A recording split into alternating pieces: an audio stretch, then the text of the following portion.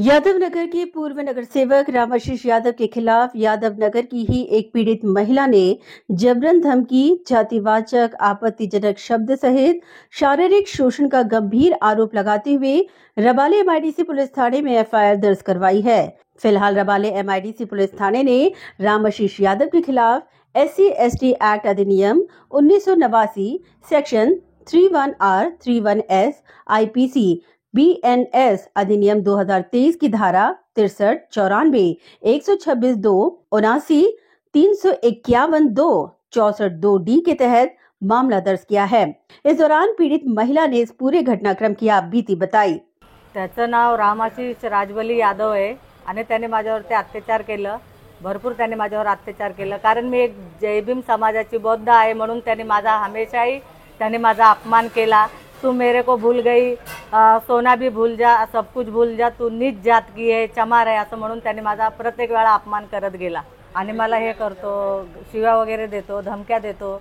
मला तो घराच्या बाहेर निघू देत नाहीये आणि मला प्रत्येक वेळा त्याने येता जाता रस्त्यामध्ये धमकी, तुझ्या नवऱ्याला कामावून काढेल, तुझ्या मुलांना कामावून काढेल, त्यांना मारून टाकेल किंवा तू जर माझ्या विरोधात जर पोलीस स्टेशनमध्ये कंप्लेंट वगैरे जर केलीस तर तुला मी VPला घेऊन जाऊन तुझे 50-50 ग्राम तुकडे करून असं मी फेकून देईल। हमेशा मला असा धमकी वगैरे देत होता आणि माझ्या पाठीमागे कुणाचा सहारा नसल्यामुळे, मला गावची नसल्यामुळे माझं जे बी आहे ते पुनर्जन्म माझा यादव नगरमध्येच आहे म्हणून मी ते सहन करत होते। आतापर्यंत त्याचा सगळा गुन्हा सहन करत करत मी खूप थकले। त्याच्यानंतर मी माझ्यावरती त्यांनी खूप बळजबरीने तो माझ्याबरोबर गलत कामं करत होता, गलत विचाराने करत होता आणि माझ्या मुलांना मला हमेशा ताने मारत होता। तू तुझ्या मुलांना सोडून दे, तुझ्या नवऱ्याला सोडून दे, त्यांना सगळ्याला घराच्या बाहेर काढ, मी तुला सांभाळेल, तुझ्या पोराला सांभाळेल।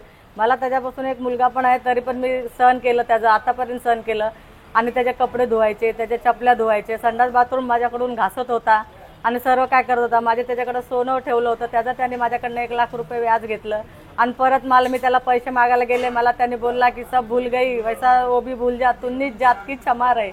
माझा काय दोष आहे? मी त्याला काहीच बोलले नव्हते, माझा त्याचा काहीच नव्हतं तरी पण त्यांनी मला खूप छळलं, खूप त्रास दिला, खूप त्यांनी माझ्या संगती अत्याचार केला आणि तो आता त्याच्यावरती FIR झाली तरी पण तो अजून घराच्या बाहेर पळून गेलेला आहे आणि तो अजूनपर्यंत ते आलेला नाहीये।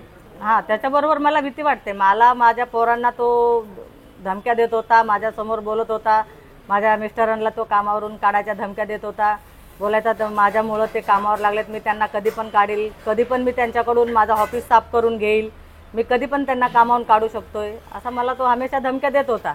माझी मागणी हे आहे की त्याला ताबडतोब तो फरार झालेला त्याला ताबडतोब त्याला अटक व्हावी।